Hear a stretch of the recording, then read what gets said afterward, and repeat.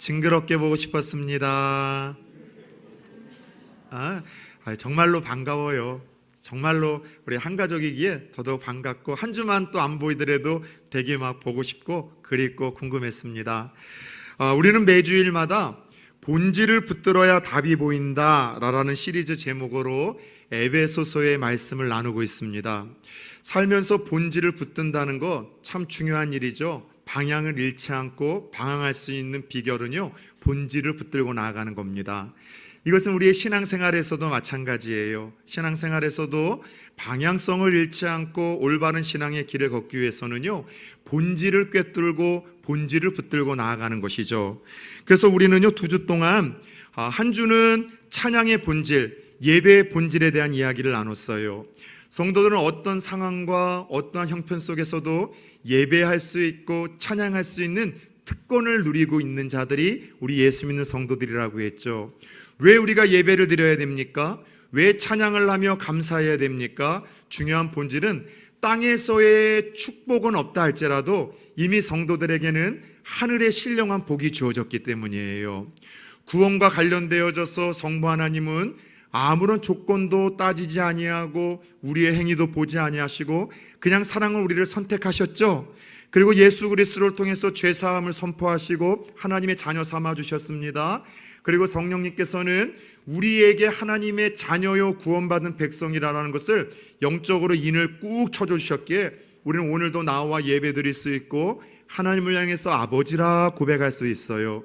따라서 세상에서 말하는 만사형통이나 부귀영화나 우리가 그런 축복은 받아 누리지 못했다 할지라도 우리가 예배하고 감사하고 찬양할 수 있는 이유는 세상에서의 최고의 축복, 이미 영적인 복을 주셨기에 우리는 찬양과 예배의 본질을 놓치지 말아야 된다 말씀을 드렸습니다.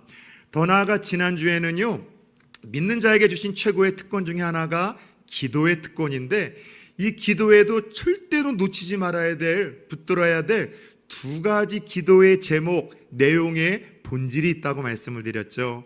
하나님 앞에 서는 날까지 우리가 많은 기도를 드릴 것인데 그 많은 기도 중에 이 2가지는 반드시 빠지지 않고 붙들어야 된다고 말씀을 드렸는데, 첫 번째 붙들어야 될 본질적인 기도 제목은 하나님에 대해서 더 깊이 알게 하여 주옵소서. 하나님에 대해서 더 바르게 알게 하여 주옵소서. 하나님에 대해서 더 깊이 알고 바르게 알 수 있도록 성령님 도와달라는 기도를 우리는 끊임없이 드려야 돼요.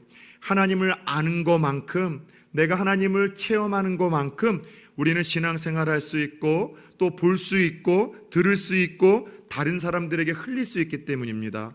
그래서 하나님을 더 깊이 바르게 알게 해달라는 첫 번째 본질적인 기도의 제목을 붙들라 말씀을 드렸고, 2번째 놓치지 말고 붙들어야 될 기도의 제목은 한 번만 따라 세웁시다. 하나님, 마음의 눈을 열어주옵소서. 우리의 육신의 눈이 어두우면은 봐야 될 것을 보지 못하는 불편함과 어려움이 있듯이 우리에게 하나님이 주신 마음의 문, 믿음의 눈이 있다고 했어요. 그래서 영적인 눈과 이 마음의 눈이 밝아지고 열어져야지만 이 영적인 것을 보게 되고 하나님을 보게 됩니다. 마음의 눈과 영적인 눈이 열어지면은요, 하나님의 소망과 영광과 능력을 볼 수 있어서 세상에서 주눅들지 않고 기죽지 않고 쉽게 낙심하지 않고 우리가 차원이 다른 삶을 살아낼 수 있다 말씀을 드렸죠. 그런 의미에서 오늘 함께 읽었던 본문에서도요, 역시 또 다른 본질의 이야기를 들려주시는 우리는 하나님의 말씀을 보게 됩니다. 함께 읽은 본문에서는요, 특별히 오늘 따라서 해봅시다. 교회의 본질, 교회의 본질에 대한 말씀을 하나님이 들려주세요. 코로나 팬데믹을 통해서 사실 교회가 무엇이고 어떤 역할을 감당해야 되는가, 성도님들만이 아니라 예수 믿는 사람들에게도 큰 화두가 되었던 것을 우리는 알고 있습니다. 에베소서의 말씀을 계속해서 나누고 있는데 어떤 말씀이라고 소개를 드렸습니까? 꼭 목사가 기억하기를 원하는 부분은 기억 못하시고 기억을 안 했으면 하는 이해 차원에서 드린 말씀만 기억하시는 분들이 있어요. 제 딸들도 오늘 없어서 말씀을 드리는데 아빠가 그 이야기를 해서 에베소서 하면 신혼부부가 제일 좋아하는 말씀, 이것만 떠오른다는 거예요. 그래서 에베소서는 신혼부부가 좋아하는 말씀이라는 것은 이해 차원에서 여러분 드린 이야기고, 어떤 성경이라 말씀드렸죠? 사도 바울이 로마 감옥에 갇혀서 에베소라는 도시에서 신앙생활하고 있는 이들의 이야기를 들었죠.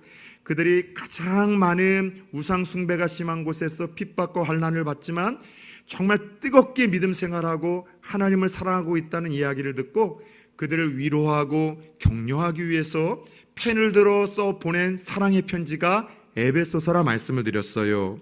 그런데 오늘 함께 읽었던 이 에베소서는요, 특별히 한 번만 따라서 해볼까요?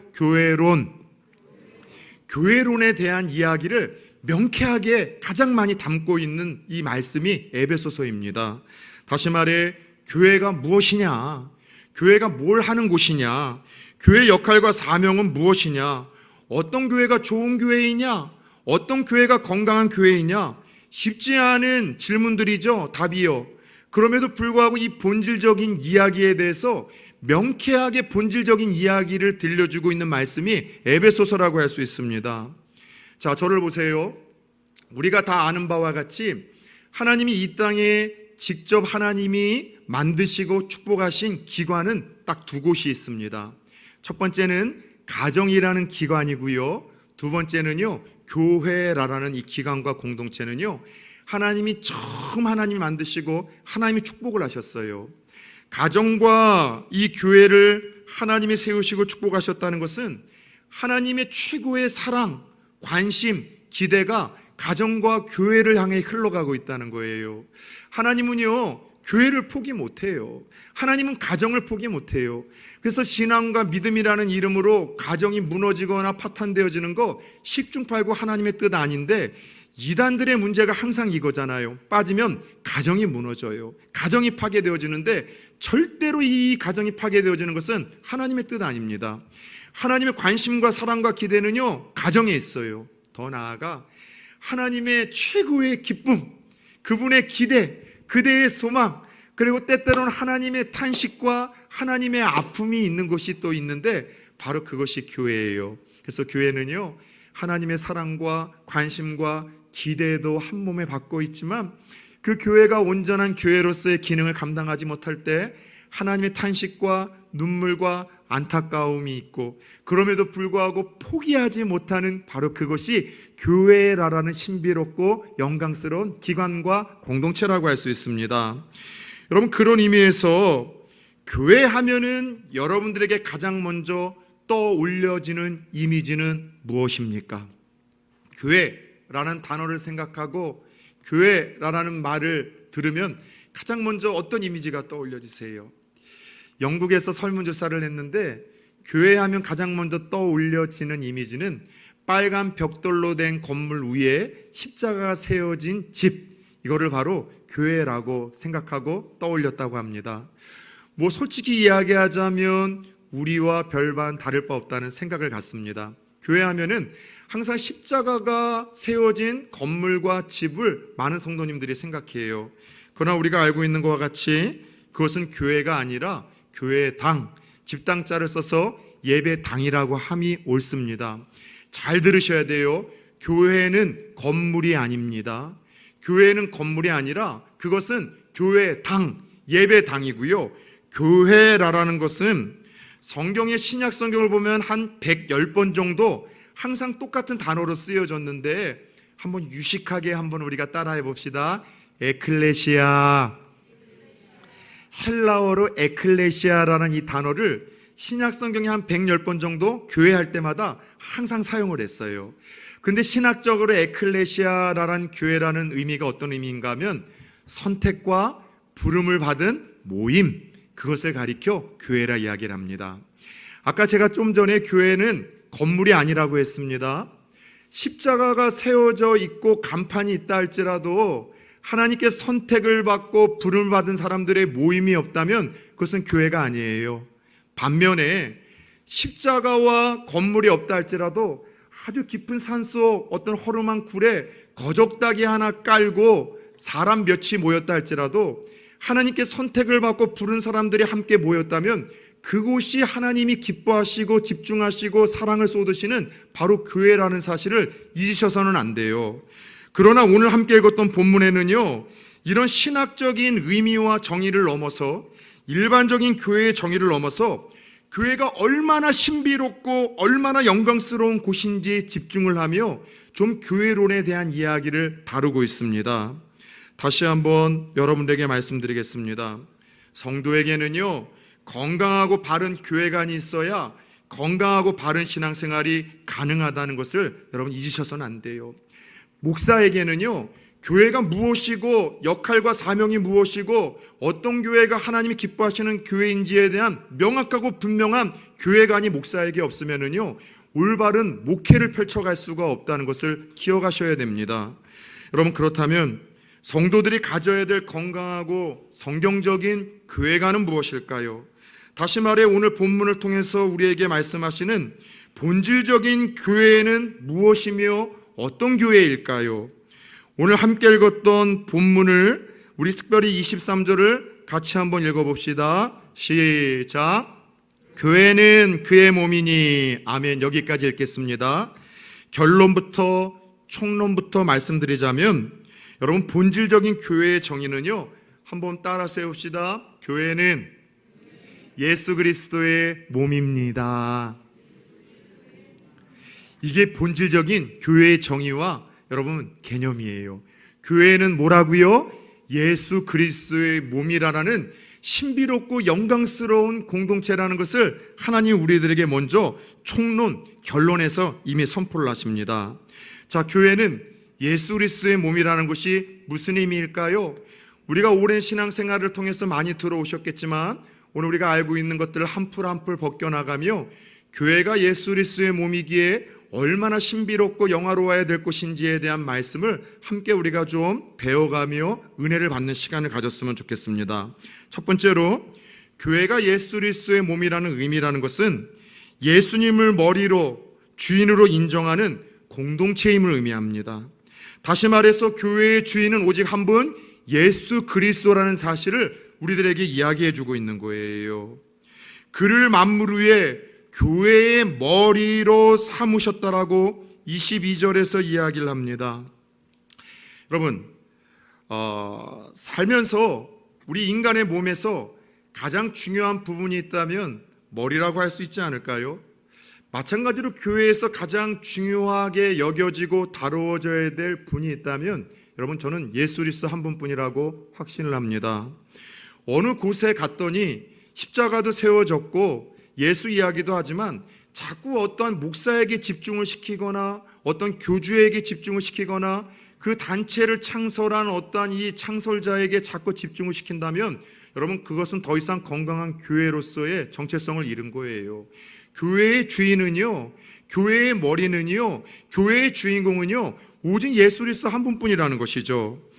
교회는 예수님을 주인으로 인정하고 고백하는 공동체이기에 예수님을 떠나서는 건강성을 여부를 떠나 존재 자체가 여러분들 필요 없는 곳입니다. 예수님을 머리로 인정하지 않는 교회, 예수님을 주인으로 인정하지 않는 기관은 교회가 아니라니까요. 따라서 자주 말씀드렸듯이 교회의 주인은요, 담임 목사 아닙니다.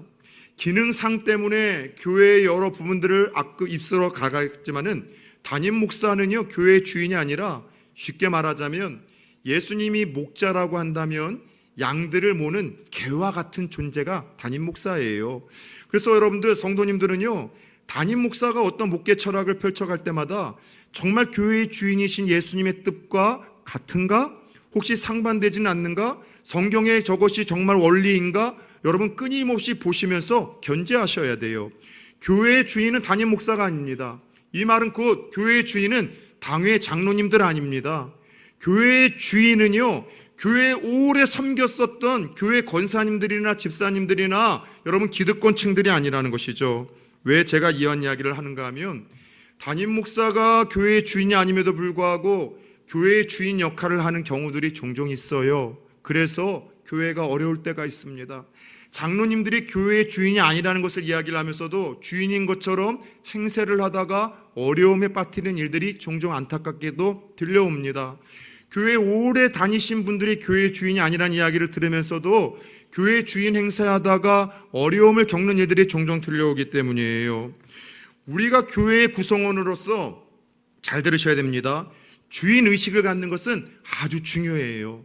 주인 의식을 가짐으로 우리가 더 앞서 섬기고 교회를 앞서 사랑하고 앞서 교회를 위해서 본을 보이며 봉사하는 것은요, 주인 의식을 가짐으로 인해서 해야 될 아주 중요한 역할입니다. 그런데 주인 의식을 갖고 본을 보이며 앞서 섬기는 것과는 달리 주인 행세하는 것은 별개의 문제예요. 주인 의식을 갖고 앞서 섬기고 헌신하고 봉사하는 건 아름답지만 자칫 주인 행세를 하며 자신의 뜻과 생각을 관철시키려고 고집 부리는 경우들이 있을 수 있는데, 그런 구성원들이 많은 교회를 가리켜 하나님은 따라서 해봅시다. 별난교회, 건강한 교회, 성경적인 교회, 본질적인 교회가 아니라 별난교회라고 이야기를 해요. 사랑하는 성도님들, 교회의 주인 의식을 갖되 주인 행세하는 담임 목사나 장로님이나 교회에 오래 다니시는 성도님들 없는 건강한 공동체 되어질 수 있기를 예수 그리스도의 이름으로 축원합니다. 그래요, 교회는 어떤 곳입니까? 예수님만이 주인 되시는 곳, 머리가 되시는 곳, 예수께서 교회의 머리와 주인 되심을 깨닫고 인정하고 그분의 말씀대로 이끌어 가고 있는 공동체가 바로 본질적인 교회요, 건강하고 좋은 교회라 할 수 있습니다. 두 번째, 교회가 예수 그리스도의 몸이다 라는 이 신비로운 말씀의 의미는요, 우리도 예수님처럼 주님의 몸된 교회를 사랑해야 된다는 것을 의미합니다. 정상적인 사람들 중에 자신의 몸을 소중히 여기지 않는 사람들이 있을까요? 가끔가다 비정상적이어서 자신의 몸을 막 분노로 인해서 막 자해를 하거나 학대하시는 분들이 있지만 그거는 특별하게 좀 비정상적인 경우이고요. 정상적인 사고와 온전한 생각을 가진 사람들은요, 여러분 본능적으로 자기의 몸을 보호합니다. 자기의 몸을 소중히 여기고 사랑하죠. 지난주 금요일 날 특별한 기회를 얻어서 드디어 제가 자녀 백신 화이자 1차를 맞았어요. 그런데 여러분들도 아시는 바와 같이 아주 극소수의 사례이긴 하지만 백신 부작용의 이야기가 자꾸 들려오잖아요. 멀쩡했다가 사지마비가 되었다든가 죽었다는 이야기와 함께 그 부작용에 대한 사례들이 쭉 나오다 보니까는요, 제가 여러분 백신 맞고 나서 쫄보 목사라는 것을 알게 됐습니다. 제가 그날 밤 이제 밤을 맞았는데 뭔가 느낌이 좀 힘이 없고 축 처지는 것 같아요. 그리고 잠을 자다가 평상시에도 조금 이렇게 기침을 몇 번 하는데 그날 새벽에 기침을 하는데 순간 혹시 이러다가 죽는 것 아닌가? 제가 쫄보 목사라는 걸 알았어요. 그러면서 들었던 생각이 뭐냐면, 백신의 부작용 때문에 맞기 전에는 장어를 먹거나 고기를 먹어서 몸보심을 하고 맞는다고 하는데 전날 제가 백신 맞기 전에 라면을 먹고 갑작스럽게 연락이 와서 찾아갔다는 것 때문에 제 몸을 좀 소중히 여기지 못했다는 막 그런 미안한 마음이 드는 거예요. 여러분, 사람은요 본능적으로 자기 몸을 소중히 여기고 사랑해요. 그래서 예수님도 그런 이야기를 하셨잖아요. 내 이웃을 사랑하라는 그 중요한 대계명을 주시기 전에 중요한 전제를 이렇게 다시지 않았습니까? 내 몸과 같이 내 이웃을 사랑하라. 우리의 몸을 소중히 여기고 가치 있게 여기는 것이 인지상정이기에 우리의 몸을 소중하게 여기고 사랑하는 것처럼 그렇게 다른 사람을 사랑하라고 이야기할 만큼 사람은요, 내 몸을 소중히 여기고 사랑해요. 그렇다면 교회가 예수님의 몸이라고 말씀을 하셨다면 이 중요한 두 가지의 의미는 이런 것이죠. 예수님의 몸인 그 교회를 너희도 사랑하고 소중히 여겨야 된다는 것이죠. 가끔씩 교회를 욕하시는 분들이 있으십니다. 저는 심리학적으로 접근을 해보면요, 화를 자주 내거나 혹은 부정적으로 자주 비판하시는 분들은요, 이게 자꾸 자기를 드러내기 위한 심리학적인 어떠한 그 기능들이 작동되기 때문이라고 합니다.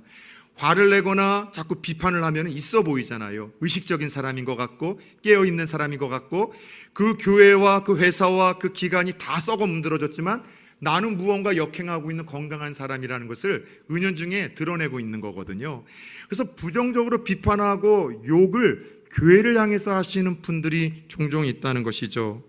그런데 여러분, 교회를 욕하는 것은요, 오늘 말씀을 잘 생각해 보세요. 예수 그리스도의 몸이라고 했는데 누구를 비판하고 욕하는 거예요? 예수님에게 욕을 하는 거예요. 부모에게 욕을 하는 거와 똑같습니다. 저는 조금 이런 강박관념이 하나 있어요. 목회자로서 제 자녀들이 목사의 아들, 딸이라는 것 때문에 세상에서 더 부당한 일들을 혹이 친구들에게 당하지는 않을까. 그래서 자주자주 검사를 해요. 얘들아, 혹시 너가 아빠가 목사이기 때문에 애들이 더 목사 애가 왜 그래? 그런 말도 혹시 안 듣냐? 이런 얘기를 했더니 저희 철없는 막둥이 아들이 이런 얘기를 하더라고요. 아니, 아빠, 절대 패드립을 안 하는 게 원칙이에요. 그래서 패드립이 안 한다. 이게 뭔 소린가 했더니만 젊은 애들 중에 하는 얘기인데, 아무리 친하고 장난을 하고 서로 사이가 안 좋아서 감정이 상하더라도 부모 얘기만큼은 안 하는 것이 요즘 철없이 여겨지는 이 어린 아이들에게도 이게 철칙이라고 합니다. 아무리 철없는 어린 아이들을 할지라도 허물없이 지내고 더 나아가 감정이 상하더라도 싸우더라도 부모 욕은 안 하는 것이라는 거예요. 그렇게 했다가는요 큰일 난다고 합니다. 여러분, 아이들도 그렇게 하는데 여러분, 어른들은 철이 없어서 그런가요? 왜 그렇게 교회에 대한 비난과 부정적인 이야기를 생각 없이 쏟아내고 있는지 몰라요. 그것은 교회가 무엇인지를 잘 몰랐기 때문이에요. 교회는요 예수 그리스도의 몸이에요. 교회를 비난하고 욕하는 것은요 하나님을 향한 이건 비난과 욕과 똑같은 거예요. 더 나아가 제가 지난주에 보았던 한 글을 통해서 깜짝 놀랐는데요, 교회를 떠나는 자녀 세대들의 첫 번째 교회를 떠나는 그 원인과 문제가 뭐냐면, 부모 세대들이 교회와 담임 목사님에 대해서 부정적인 이야기를 하고 듣는 자녀 세대는요 80% 교회를 떠난다고 합니다. 자녀들이 부모로부터 교회에 대한 부정적인 이야기, 비난의 이야기, 목회자에 대한 이야기를 부모들이 자녀들에게 들으라고 했겠습니까? 그러나 습관적으로 쉽게 이렇게 이야기를 하면서 그걸 들었던 자녀들은 무려 80%가 신앙을 잃거나 교회를 떠나는데, 교회와 하나님을 향한 이 부정적인 관점과 이야기가 자녀 세대들이 신앙을 잃어버리는 가장 큰 이유와 문제점이라는 것이 실제 사례를 통해서 밝혀졌어요. 그러나 역으로 부모가 교회를 사랑하고 또 목회자를 사랑하고 소중히 여기고 섬기는 것만큼 다음 자녀들에게 있어서 최고의 신앙의 교육과 가장 지혜롭고 아름다운 신앙의 계승 방법은 없다는 이야기를 들었어요. 부모가 자녀들에게 얼마나 교회를 사랑하는지, 교회를 소중히 여기고 목회자를 귀히 여기는지 보여주면은요 세월이 흘러서도 이러저런 이유로 신앙을 잃어버렸던 자녀들도 다시 반드시 하나님 앞에 돌아온다는 이야기를 들었어요. 예전에도 한번 들려드린 이야기인데, 젊은 날 남편을 여의고 딸 하나를 시장에서 떡 장사를 하면서 아주 예쁘게 키워내신 권사님 한 분이 계셨습니다. 그 딸이 올바르게 자라서 대학 교수가 되었어요. 그럼에도 불구하고 권사님에게는 늘 안타까움이 하나 있었는데, 대학 교수로까지도 잘 큰 그 딸이 신앙생활을 안 하는 거예요. 예수를 안 믿는 거예요. 그러던 어느 날 엄마가 먼저 권사님이 딸에게 전화를 해서, 야, 어버이날이 가까웠는데 엄마 다른 선물 말고 엄마 먼저 너에게 받고 싶은 선물 하나가 있다. 엄마랑 같이 교회 한번 가자. 그래서 이 딸이 엄마 선물을 갖고 같이 교회를 갔어요. 그러나 막상 교회로 가니까 예배를 드리기가 너무 힘들더래요. 그래서 엄마는 예배당에 들여다 놓고 자기는 1층 카페에 이제 앉아 있었었는데, 엄마 예배 끝나기까지 카페에 앉아 있다 보니 교회의 사람들이 하는 이야기들이 자꾸 들리더래요. 여기서 담임 목사 흉보는 사람들의 이야기, 당의 장로님들 흉보는 사람들의 이야기, 예수 믿는 사람들이 전 부동산 얼마 투자했다가 손해본 이야기, 누구 또 흉보는 이야기 끊임없이 들리다가 너무 화가 나서 예배 끝나자마자 나오는 엄마를 붙들고 소리를 쳤다고 합니다. 엄마, 저 이제 교회를 나가야 되겠어? 교회는 내가 보니까 너무나 저질 집단이야. 이런 수준 낮은 집단에 뭐하러 교회를 다녀야 되는지 모르겠어. 그러면서 자초진영을 묻는 그 엄마에게 딸이 들은 걸 다 얘기해 줬어요. 그러자 권사님이 이렇게 반응했다고 합니다. 엄마는 평생 몇십 년 동안 교회를 다녀도 예수님만 보였고, 교회를 다녀도 좋은 것만 보고 들려서 참 너무나 좋았는데, 우리 딸은 1시간 동안 엄마가 평생 동안 보지 못했던 것만 보고 들은 것 같다고 하면서 그 이야기를 하니, 딸이 그래도 의식이 있었던 친구였는지 생각을 하고 뉘우치고 그 뒤로 조심스럽게 엄마의 손을 붙들고 교회에서 좋은 거를 보고 좋은 걸 느끼려고 하고 좋은 것을 경험하려고만 하다 보니 신앙생활이 여러분 들어서 믿음 생활을 하며 그때 경험했던 것을 이렇게 간증을 하고 있더라는 것이죠. 사랑하는 성도님들, 목회자를 소중히 여기고 교회를 소중히 여기고 사랑의 줌으로 말미암아 주님의 몸된 교회를 귀히 대할 수 있는 성도님들 되어지기를 축원합니다. 여러분, 그래요. 주님의 몸된 교회를 희생하고 섬기며 내가 사랑할 수 있는 것, 이것은 원망하고 불평할 거리가 아니라 기회라는 사실을 잊지 않았으면 좋겠어요. 저는 모르겠어요. 성향 자체가 그래도 긍정적인 사람이어서 그런지 교회에 제 손이 가야 될 일들이 참 많거든요. 교회에서 상주하니까 당연하고, 또 그렇게 하라고 성도님들이 저희 가정에 또 사례를 또 특정해서 또 그렇게 주시는 것 아니겠습니까? 그런데 그 일들이 큰 대형 교회에서 있었던 저에게는요, 정말 냉철하고 객관적인 자리에서 보면은요, 다 원망하고 불평할 수 있는 일들이에요. 그런데 단 한 번도 원망하고 불평하면서 했었던 일은 없던 것 같아요. 기쁘게 했어요. 즐겁게 했어요. 오히려 내가 이렇게 섬길 수 있다는 것 자체가 하나님 나에게 주시는 기회인 것 같아서 너무나 좋아요. 여러분, 교회에서 섬기고 헌신하면서 왜 나만 이 일을 하지? 왜 저 사람은 안 하지? 이 자세가 아니라 하나님 저 사람보다도 나에게 이렇게 섬길 수 있는 기회를 주셨구나, 사랑할 수 있는 기회를 주셨구나, 교회를 이렇게 청소하고 닦을 수 있고 교회를 위해서 뭔가 드릴 수 있고 뭔가 내가 섬길 수 있는 기회를 나에게만 주셨구나, 이런 의식과 관점의 전환 하나만으로도 주님의 몸된 교회를 더 사랑하며 내가 얼만큼 하나님을 사랑하고 예수님을 사랑하는지 드러낼 수 있는 것 아니겠습니까? 사랑하는 여러분, 예수님의 몸된 교회를 조금만 더 소중히 여겨주십시오. 주님의 몸된 교회를 사랑해 주십시오. 그것이 정말 하나님 사랑하고 정말 주님을 사랑하는 거예요. 교회에서 안타깝지만 그런 분들이 있다니까는요. 예전에 한 교장 선생님이 하는 이야기를 들었습니다. 아침에 학생들이 이렇게 등교를 할 때 운동장에 나가봤더니만 전날 좀 비바람이 많이 불어서 운동장에 쓰레기가 많았더래요. 그래서 혼자서 이렇게 줍고 있는데 세 부류의 학생들이 보이더랍니다. 첫 번째, 교장 선생님이 쓰레기를 줍고 있음에도 불구하고 못 본 척하고 지나가는 아이들이 있대요. 분명히 봤는데. 근데 두 번째가 제일 가관이래요. 교장 선생님에게 쓰레기 있는 곳을 알려주더래요. 선생님, 저기도 쓰레기 있어요. 저기도 쓰레기 있는데 하면서 교장 선생님에게 쓰레기를 알려주더랍니다. 지적을 하면서 주우라고. 근데 세 번째 부류의 학생들은 시키지도 않았는데 조용히 지나가다가 교장 선생님하고 함께 쓰레기를 줍더래요. 어떤 친구가 교장 선생님의 마음이 애틋하고 사랑의 학생으로 다가오겠습니까?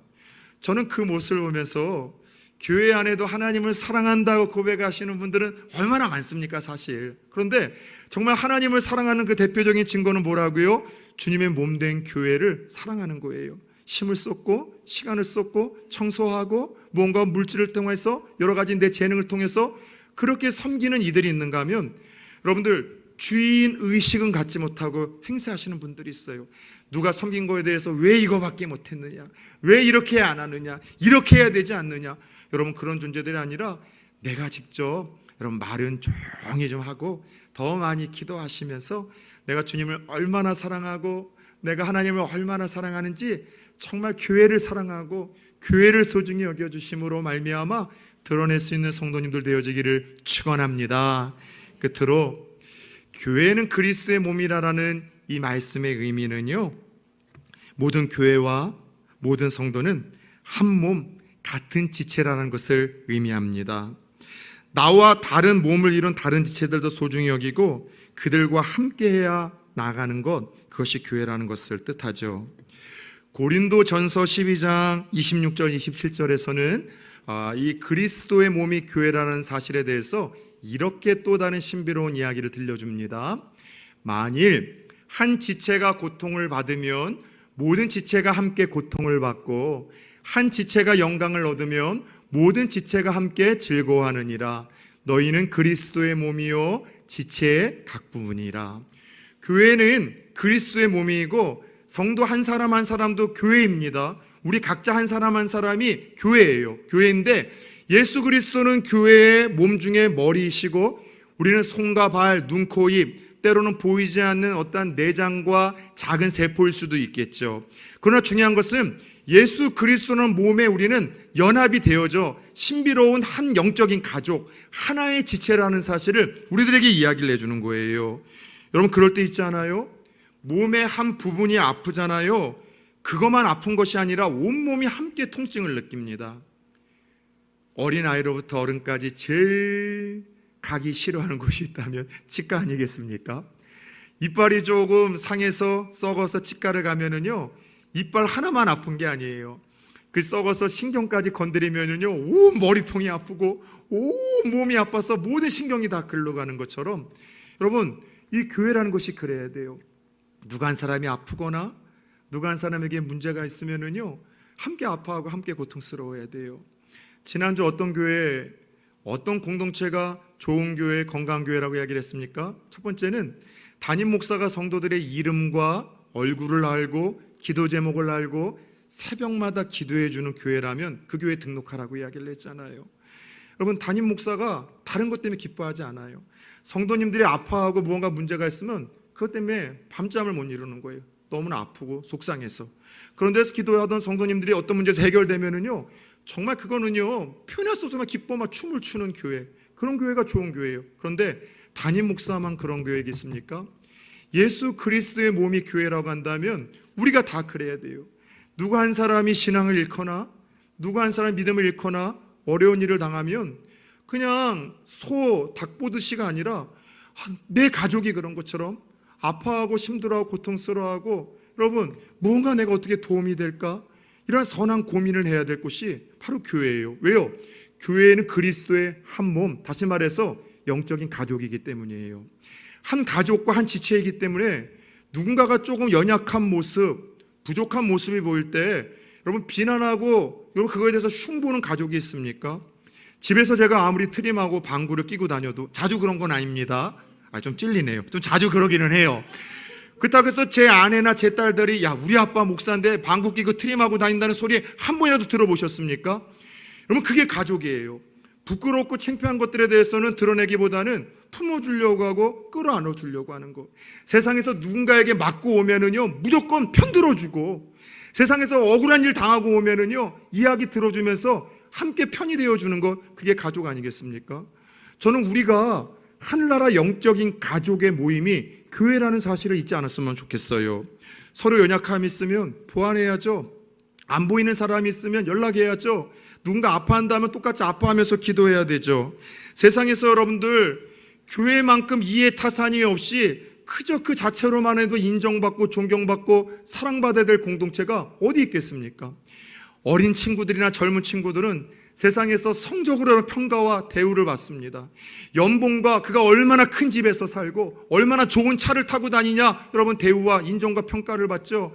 세상에서는요, 그가 얼마나 괜찮은 대학과 직업을 가졌냐에 따라서 그 사람을 여러분 차등하고 여러분 대우를 해주만, 교회에선 그래서는 안 돼요.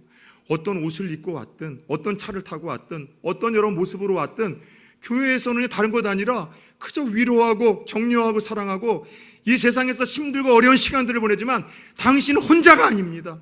함께하고 있는 예수님이 계신 곳이고, 내가 기도하고 있다고 하며 한 번이라도 이름을 불러주고 다독여 줄 수 있는 곳, 그것이 교회 아니겠습니까?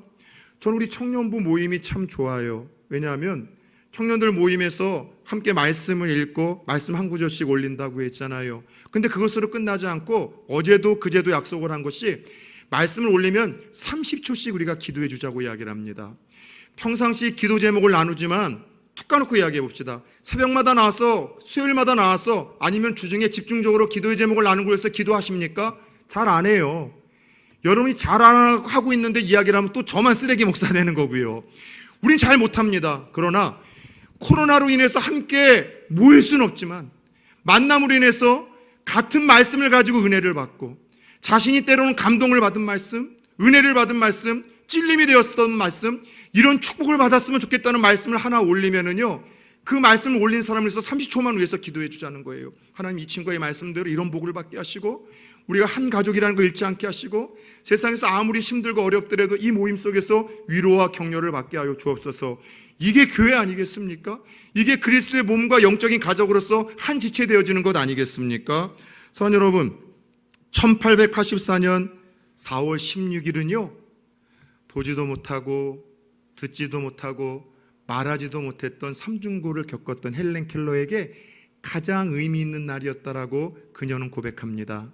그녀가 8살 되던 해였는데요, 그녀의 평생 은인이었었던 애니 셜리번 선생님의 손에 이끌려 교회에 이 처음 헬렌 켈러가 간 날이 바로 이 날이었었대요.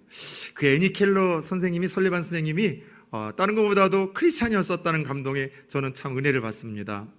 그 선생님이 헬렌 켈러가 오기 전에 자기의 반 아이들에게 부탁을 했대요. 이런 아이가 올 텐데 우리가 잘 준비해 주자. 그래서 반 아이들은, 어린 아이들이 헬렌 켈러를 위해서 파티도 준비해 줬고, 보지 못하고 듣지 못하는 아이이기 때문에 느낄 수 있도록 한 사람 한 사람 아이들이, 그 어린 아이들이 헬렌 켈러 갔을 때 안아주고 볼에 뽀뽀를 해줬대요. 그리고 그렇게 처음 교회를 왔다가 돌아간 그날 밤, 애니 설리번 선생님에게 헬렌 켈러가 교회에 처음 온 느낌을 이렇게 고백을 했다고 합니다. 선생님, 교회는요 사람을 행복하게 해주는 것 같아요. 교회는요 사람을 행복하게 만들어주는 것 같아요. 저는 부산 초원교회의 뜰을 넘어 함께 이곳으로 오는 모든 성도님들이 부산 초원교회에서 이곳에 충만한 예수 그리스도로 말미암아, 우리 예수님을 사랑하는 성도님들로 말미암아 똑같은 이러한 느낌을 받는 공동체가 되기를 축복합니다. 새 가족만이 아니라 우리 헌가족이신, 표현이 좀 그렇지만 여러분들도 그랬으면 좋겠어요. 교회에 오면은 세상에서 내가 가진 걸로, 직업으로, 입은 옷으로, 끌고 다니는 차로, 또 내가 가지고 있는 사회적인 위치로 인정과 평가를 받았지만 그저 교회만 오면은 그저 같은 하나님의 자녀이고 백성이라는 것 때문에, 누군가가 격려해주고 위로해준다는 것 때문에, 나를 위해서 손잡아주고 등 두들겨주는 것, 나를 알아주고 이름을 불러준다는 것 때문에 그저 교회를 통해서 행복해지는 은혜가 우리 부산 초원교회를 통해서 더 가득해질 수 있기를, 그런 교회를 함께나 만들어갈 수 있기를 부탁드리겠습니다. 끝으로 오늘 함께 읽은 본문을 통해서 우리는 마지막으로 교회의 본질적인 사명이 무엇이냐를 우리는 살펴볼 수 있습니다. 우리 다시 한번 23절을 천천히 한번 읽어봅시다. 시작. 교회는 그의 몸이니 만물 안에서 만물을 충만하게 하시는 이의 충만함이니라. 아멘. 23절의 이 말씀은요 참 이해하기 힘든 말씀인데, 여러분들이 이해가 쉽도록 쉬운 성경, 또 현대어 성경의 말씀을 제가 읽어드릴게요. 이 본문이 이런 뜻입니다. 교회는 예수 그리스도의 몸이며 어디서나 모든 것을 넘치도록 채워주시는 분이 계신 곳이다. 여러분, 교회는요 만물을 충만케 하시는 분이 계셔요. 충만케 한다는 것은 꽉 채워졌다는 뜻과 있고, 꽉 채워졌기에 흘러 넘쳐준다라는 뜻이 있어요. 그래서 충만하게 한다는 뜻은 모든 피조물의 욕구를 충족시켜준다는 뜻이 있어요. 교회는 어떤 곳입니까? 모든 피조물의 욕구, 영적인 문제, 삶의 문제, 공고한 문제, 그 모든 문제와 욕구를 능히 해결해 줄 수 있는 예수님이 거하시는 곳이 교회라는 사실을 깨닫길 축원합니다. 근데 거기서 끝나는 것이 아니라 그 모든 필요를 넘치도록 채워주시는 그 예수님을 여러분 내 안에 채워서 내가 누군가에게 흘려줘야 될 곳, 바로 그것이 교회이고, 누군가에게 흘려주는 그 존재들이 바로 교회라는 것이에요. 여러분, 교회는요 모든 피조물의 욕구를 채워줄 수 있는 예수님을 온 천하에 전하는 것, 이것이 어떤 상황, 어떤 시대, 어떤 형편 속에서도 절대로 타협하거나 물러서지 말아야 될 교회의 본질적인 사명입니다. 다시 말해 교회는요 우리에게 영원한 생명을 주시는 예수 그리스도, 영원한 구원을 주시는 예수 그리스도, 영원한 소망과 참 기쁨과 평안함을 주시는 그 예수 그리스도를 여러분 전해야 될 사명이 있는데, 중요한 것은 옆 사람한테 인사합시다. 나도, 당신도 교회입니다. 교회라는 것은 우리 자신이에요. 우리 자신이 각자 이 역할을 감당해야 될 교회라는 것이죠. 예전에 제가 이시선 자매에 대한 이야기를 한번 나눠드린 적이 있는데, 설교 준비하다가 다시 한번 그 예화를 통해서 제가 전혀 전에는 경험하지 못했던 또 다른 도전과 하나님의 이 음성이 제게 들리는 것을 들었어요. 이시선 자매가 힐링 캠프, 그 이경규 씨가 예전에 이끌어가던 그 프로에 이 등록을 했을 때, 그리고 그 참여를 해서 이야기해 줄 때 많은 감동을 받았어요. 23살의 아리따운 아가씨가 차를 타고 가는데 세상에 음주 운전의 차량이 여러분들 들이받은 거예요. 그래서 그 자신이 타고 있던 차에 이제 불이 나게 되었고 전신에 아주 심각한 화상을 입었습니다.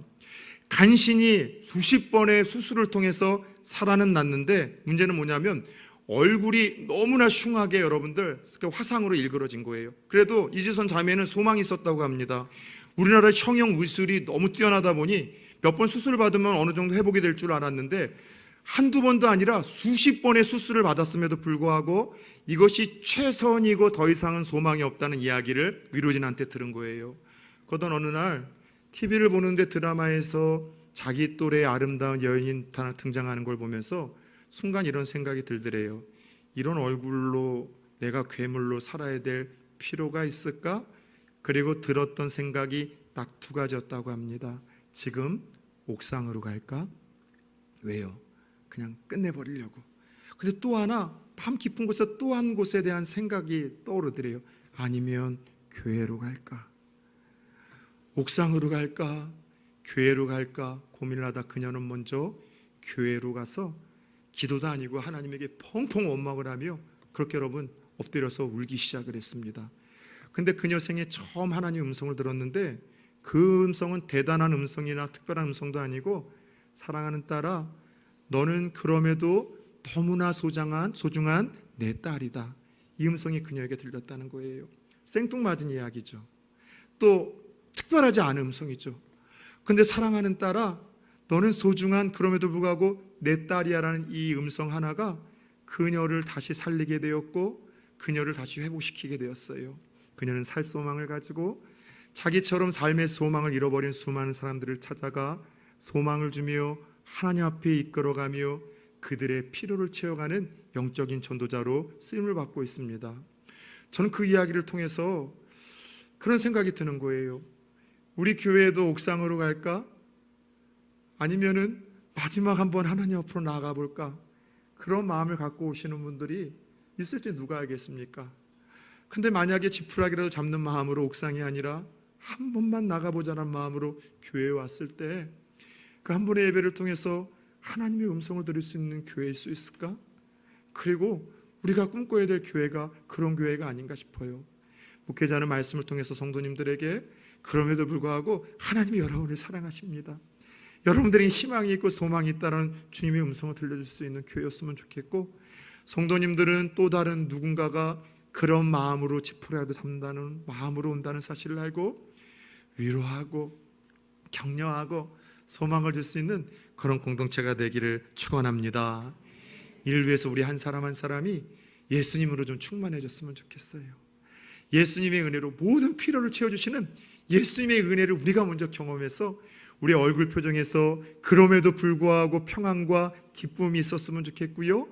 우리의 말 한마디에서 예수님으로 충만해져서 예수님 닮은 말이 있었으면 좋겠고요. 우리의 삶의 열정과 기쁨과 행복으로 인해서 세상에 감동을 주고 너의 삶이 그렇게 녹록지 않은데 네가 기뻐할 수 있고 행복해할 수 있고 평안해할 수 있는 이유가 무엇이냐라고 누군가가 물어볼 때 우리의 모든 필요를 채워주시고 또 모든 피조만물의 필요를 채워줄 수 있는 그 예수님을 증거하는 공동체가 되면 그런 주인공이 되면 얼마나 멋있을까요? 이틀 전에 저는 아주 감동적인 사진 한 장을 보고 잠시 제 눈을 고정시켰습니다. 사진 한 장만 띄워주시겠어요? 누군가가 길바닥에 엎드려 기도를 하고 있고 또 좀 뭔가 이상한 그림이죠. 사람의 하체가 없는. 여러분에게 몇 번 소개를 했고 여러분들도 많이 알고 있을 닉 부이치치라라는 인물입니다. 태어날 때부터 선천적으로 장애를 가지고 태어나서 손발이 없어요. 있기는 있는데 이게 마치 손발이라고 할 수 없을 만큼 아주 여러분 무슨 이 곰의 꼬리 마냥 그렇게 달려 있어서 선천적으로 그렇게 여러분 최고의 불행한 생을 가지고 태어난 사람이에요. 그러나 닉 부이치치는 부모를 통해서 경험한 예수 그리스도를 통해서 소망과 희망을 갖고 모든 영적인 필요를 채워주시는 그 예수 그리스도를 그럼에도 불구하고 전 세계를 다니면서 증거하여 수많은 인생들을 소망과 예수 그리스도 앞에 이끄는 일을 감당하는 이 시대 최고의 전도자일 수 있습니다. 그런데 이 사진이 언제 사진인가 하면 어떤 사진인가 하면 2019년도에 얼마 되지도 않았어요. 헝가리에 갔다가 빅토르 오르반이라는 헝가리 총리, 정치계의 2인자이죠. 그에게 복음을 전하고 그 총리가 그 체면을 불구하고 길바닥에 무릎 꿇고 닉 부이치치를 통해서 전달되어진 예수 그리스도를 나의 하나님, 나의 구원자로 고백하고 영접하는 그 장면이에요. 여러분, 이후로 이 닉 부이치치를 통해서 예수 그리스도를 영접한 헝가리 총리는요, 2011년 올해입니다. 헝가리에서 성명을 통해서 트랜스젠더의 관계를 공개적으로 금지시키며 복음의 영향력을 끼쳐가고 있어요. 사랑 여러분, 어느 때보다도 코로나를 통해서 교회가 무엇인지에 대한 진지한 고민들을 많이 해야 될 때입니다. 또 교회가 무엇이냐라고 세상 사람들이 묻고 있는 시국입니다. 교회는 무엇입니까? 예수 그리스도의 몸이죠. 예수님만이 교회에서의 주인공이십니다. 그분만이 영광을 받으셔야 되고 찬양을 받으셔야 되고 그분만이 존귀를 받으셔야 됩니다. 예수님의 몸인 교회를 사랑하고 나 자신과 지체들을 소중히 여깁시다. 교회를 좀 사랑해 주세요. 교회를 위해서 더 여러분들 소중히 섬겨주세요. 그것이 하나님 예수 그리스도를 사랑하고 섬기는 일입니다. 더 나아가 우리 각자가 교회라는 사실을 잊지 맙시다. 이 한 주도 각자가 하나님 나라의 교회로서 여러분들 예수님으로 충만해져서 누군가에게 모든 영적인 필요와 삶의 필요와 모든 여러분 환경의 필요를 채워주시는 유일한 한 분이신 예수 그리스도를 증거하여 세상을 살리는 또 다른 주인공들 다 되어질 수 있는 부산초원교회와 우리 모두가 될 수 있기를 예수 그리스도의 이름으로 축원합니다.